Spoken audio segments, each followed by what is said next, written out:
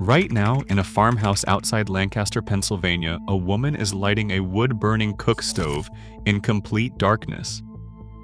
No light switch on the wall, no microwave humming on the counter, no coffee maker dripping in the cool corner.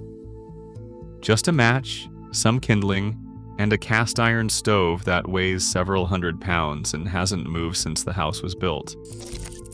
By the time breakfast is done, she'll have fed a family of 9 using nothing but fire, iron, and ingredients grown within walking distance of her front door. She's one of over 411,000 Amish living across 32 states. The average family has 5 or more children. Their homes are built without a single inch of electrical wiring. Instead, yellow gas lines run through the walls like veins, powering lamps and fixtures from room to room. The wood stove in the kitchen does double duty. It cooks the food and heats the house, placed dead center so the warmth radiates in every direction. But here's what most people don't understand. An Amish home isn't just a house, it's a machine.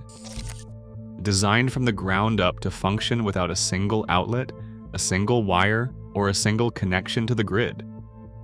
And the way it all works together, from the kitchen to the barn to the root cellar, is more engineered than you'd ever guess.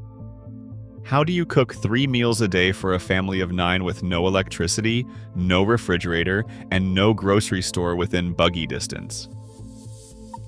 It starts with the stove. Across Amish communities, there are 3 main types. Wood-burning cook stoves are the most traditional.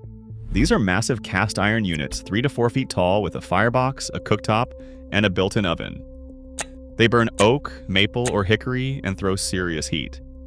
In conservative communities, kerosene stoves are common. In more progressive ones, propane ranges are permitted. But the wood stove remains the centerpiece of the most traditional Amish kitchen, and it does something no modern appliance can match. It cooks your food and heats your home at the same time. In winter, Amish families plan their heaviest baking for the coldest parts of the day. Bread, pies, casseroles, all of it goes into the oven while the stove pushes heat through the kitchen, the living room, and into the bedrooms above. It's not a workaround, it's a design. The cooking schedule is the heating schedule. In summer, the strategy flips. Many families have a separate building out back called a summer kitchen. It's a dedicated cooking space built specifically to keep the heat out of the main house. When July hits and temperatures climb past 90 degrees, no one wants a several hundred-pound stove roaring indoors. Now consider the scale. The average American household has 2.5 people. The average Amish household has 7 or more. Many families have 8 to 12 children. Some cook for farmhands on top of that. The pots are enormous. Mixing bowls are the size of wash basins. Cast iron skillets, many of them older than the women using them, are heirloom pieces passed down through generations, seasoned by thousands of meals. Everything is made from scratch. No boxed mixes, no frozen dinners, no processed shortcuts. Bread is baked fresh, butter is churned by hand, meat is butchered on the farm. And here's the part that really separates this kitchen from yours. There is no electric refrigerator. In more progressive communities, propane-powered fridges are allowed. They run on gas, not electricity, and they work surprisingly well. But in the most traditional communities, families rely on ice houses. They harvest ice from ponds in winter, cut it into blocks, haul it by horse and sled, and store it in insulated buildings packed with sawdust. That ice keeps food cool through the hottest months of summer. One Organic Valley farmer described his family's homemade ice house as the only refrigeration they have ever needed. The blocks weigh about 80 pounds each. The real work is not cutting them. It is unloading them by hand on a freezing January afternoon. Below the kitchen, the root cellar holds the rest. Hundreds of canned jars line the shelves. Fruits, vegetables, jams, meats, soups. The temperature underground stays constant year-round, cool enough to preserve food for 12 to 18 months without any power source at all. Between the ice house, the root cellar, and the propane fridge, an Amish family can store enough food to feed 9 people through an entire winter. Picture the breakfast table at 6 in the morning. 9 people on bench seating, shoulder to shoulder. Eggs from their own chickens, sausage from their own pigs, bread from their own wheat, baked that morning in the wood stove. Butter churned earlier that week. Coffee brewed on a gas burner. The stove is still crackling. Gas lamps hiss softly on the walls. No one is looking at a phone. The average American household spends close to $4,000 a year eating out at restaurants. This family spends close to zero. Nearly everything on that table was grown, raised, or preserved on their own property. But the kitchen doesn't exist in isolation. It is connected to a barn, a garden, a root cellar, and a dairy operation that starts before the sun comes up. The kitchen is only the front end. Behind it sits a barn, a garden, a pasture, and a dairy operation that starts running before most Americans have hit their first alarm. On a typical Amish dairy farm, the herd averages between 35 and 47 cows. Milking happens twice a day, every day, 365 days a year. No weekends, no holidays, no kick days. The first session starts around 4:30 in the morning. In the most traditional communities, farmers milk entirely by hand. In others, non-electric milking equipment runs on diesel engines or compressed air systems. The milk goes into 10-gallon steel cans, or in more progressive operations, into bulk tanks cooled by propane-powered systems. About 43% of Organic Valley's member farmers are from plain communities, Amish and Mennonite. Their milk ends up in grocery stores across the country. This is not subsistence farming. It is a commercial operation run without a single electrical outlet in the barn. Now here's the part that makes the whole system work. Nothing leaves the loop. The cows produce milk and manure. The manure goes onto the fields grow hay, corn, and oats. The hay and corn feed the cows. The chickens produce eggs and scratch the soil. The pigs eat kitchen scraps and table waste. The garden grows vegetables that get canned and stored in the root cellar. The root cellar feeds the kitchen through winter. The kitchen feeds the family. The family works the land. Every piece connects to every other piece. There is no waste in the system because there is no exit point. Everything cycles back, and the whole thing runs on a calendar that has not changed in generations. In April, oats and early corn go into the ground. Tomato seedlings start in greenhouses. By May, the livestock moves to pasture and sweet corn gets planted. June and July bring hay cutting and wheat harvest. August is for filling silos with corn silage and planting autumn wheat. September and October bring the second corn harvest and apple cider season. From November through March, the work shifts indoors.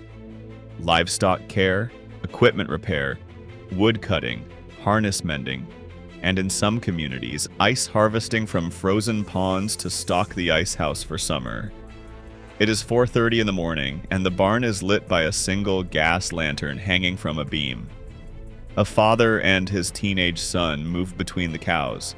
The only sound is milk hitting the bottom of a steel can in a steady rhythm. Outside, it is 15 degrees. Inside the barn, the body heat of 40 cows keeps the air above freezing. By the time they finish and walk back to the house, the wood stove will be lit and breakfast will be on the table. This has been their morning every single day since the boy was old enough to carry a bucket. Could you milk 40 cows by hand, twice a day, 365 days a year, with no days off and no vacation? Drop your answer below. So, here's the question that trips most people up. If there's no electricity, how does any of this actually function? How do they see at night? How do they stay warm in January? How do they get running water? The answer is that Amish homes aren't dark, primitive cabins. They're purpose-built systems designed from the ground up to run on alternative energy without ever connecting to the grid. Start with heating. The wood stove handles the kitchen and the main living area. In many homes, heated water pipes run beneath the floorboards, connected to an outdoor wood-fired or coal-burning furnace. The hot water circulates under the floors and radiates heat upward. Walls are thick, built from heavy timber or stone, with solid insulation. Some communities use coal furnaces for sustained heat through the coldest months. The house stays warm because it was built to stay warm, not because someone cranked up a thermostat. Now lighting. This is the part that surprises most people. Instead of electrical wiring, Amish homes are plumbed with gas lines running through the walls, the same way a modern home runs copper wire. Natural gas or propane feeds wall-mounted lamps and ceiling fixtures in every room. These are not dim, flickering candles. gas lamps throw a warm, steady light bright enough to read by, sew by, and cook by. In the most traditional homes, kerosene lamps are still used. And since the 1980s, some communities have added solar panels to charge battery banks that power LED lights, water pumps, and small barn equipment. It is not the 1800s in there, it is a parallel system, carefully engineered to do everything electricity does without ever plugging into the grid. Water comes from wells powered by windmills, gravity-fed spring systems, or gas-powered pumps. Many homes have full running water, hot and cold. Hot water comes from wood-fired or propane water heaters. Laundry gets done with gas-powered wringer washers, or increasingly, washing machines that run on generators or solar battery systems. Clothes dry on the line, year-round, rain or shine. Here's the number that puts it in perspective. The average American household pays over $150 a month for electricity, more than $1,800 a year. An Amish household pays zero to the grid. Their energy comes from wood, often harvested from their own land for free, plus propane, kerosene, and in some cases, the sun. The house has no electrical wiring, but it has gas plumbing, radiant floor heating, solar panels on the roof, and propane appliances in the kitchen. It is not the absence of technology. It is a completely different technology chosen on purpose. Before we go any further, take a second to hit that like button and subscribe to this channel. Most of you watching right now are not subscribed, and it takes half a second. It helps us bring more content like this. Thank you. So why should any of this matter to someone who has never set foot on an Amish farm? Because this system is not shrinking. It is expanding. In the year 2000, there were roughly 178,000 Amish in North America.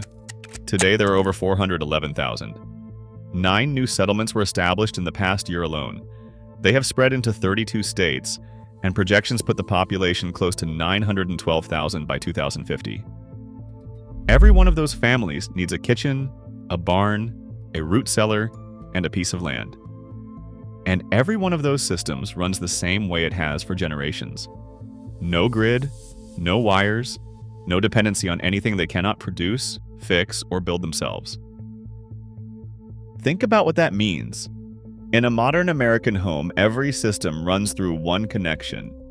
Cut the electricity and the heat stops, the lights go out, the fridge dies, the water pump shuts off, and the stove will not ignite.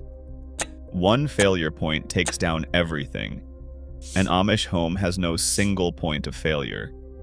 The wood stove heats and cooks. The gas lamps light the rooms. The windmill pumps the water. The root cellar stores the food.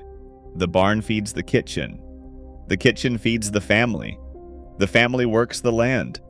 Every piece runs independently, and every piece connects to every other piece. If the power went out tomorrow and stayed off for 6 months, could your household survive? Theirs would not even notice. Let us know what you think in the comments. That's the reality of life on an Amish farm. No machines, no electricity, no shortcuts.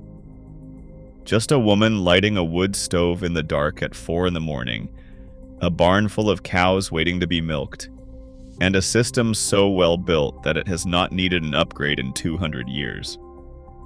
If this video gave you a new perspective on how an entire community lives without the grid, hit that like button and subscribe for more deep dives like this one.